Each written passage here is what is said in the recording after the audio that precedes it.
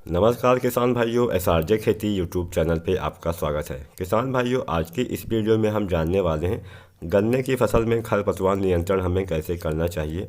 दो तीन तरीके आपके साथ शेयर करने वाला हूं, जिसमें कुछ रासायनिक तरीके बताऊंगा, कुछ आपको सिंपल तरीके बताने वाला हूं जिसके माध्यम से आप अपने गन्ने की फसल में खरपतवार नियंत्रण कर सकते हैं। दोस्तों, खरपतवार से हमारी जो उपज है उस पर काफ़ी बुरा प्रभाव पड़ता है।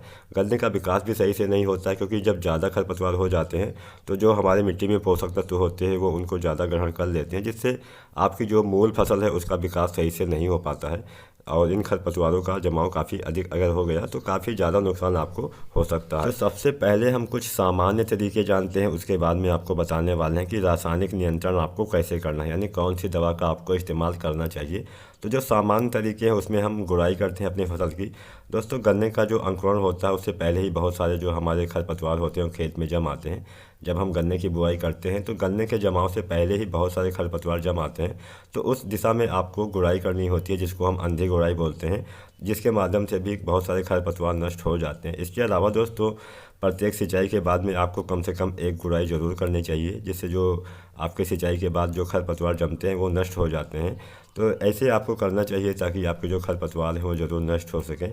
मिट्टी चढ़ाना भी आपको चाहिए, वर्षा प्रारंभ होने से पहले आपको मिट्टी चढ़ा देना चाहिए। मिट्टी चढ़ाते समय भी बहुत सारे खरपतवार नष्ट हो जाते हैं। तो ये तो हो गए सामान्य तरीके जिसके माध्यम से आप अपने फसल की बचाव कर सकते हैं। तो अब हम जानते हैं रासायनिक नियंत्रण के बारे में। दोस्तों, बुआई के बाद अंकुरण से पहले यानी जमाव से पहले खरपतवार के नियंत्रण की अगर बात की जाए तो उसके लिए आपको एट्राजीन 2 किलोग्राम प्रति हेक्टेयर की दर से 600 लीटर पानी में घोलकर बुआई के एक सप्ताह के अंदर आपको खेत में समान रूप से छिड़काव कर देना चाहिए।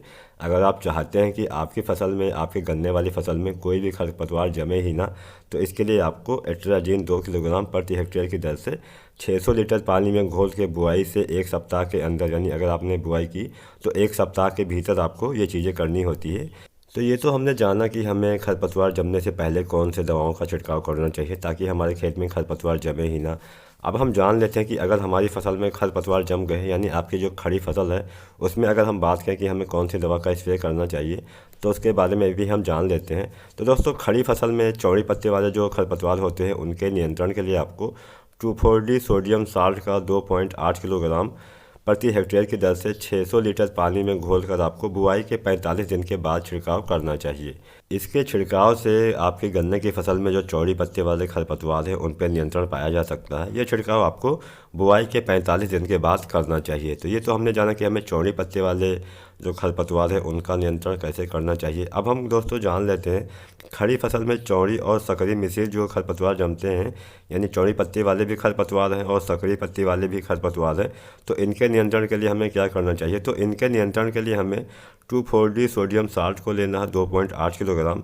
इसके अलावा हमें मेटी ब्यूजन को लेना है 1 किलोग्राम प्रति हेक्टेयर के हिसाब से आपको 600 लीटर पानी में घोल बना के आपको बुआई के 45 दिन के बाद छिड़काव करना चाहिए। तो जो यहाँ पे मैंने दो तरीके आपको बताएं, अगर आपकी खड़ी फसल में कोई खरपतवार है तो इनका इस्तेमाल करिए।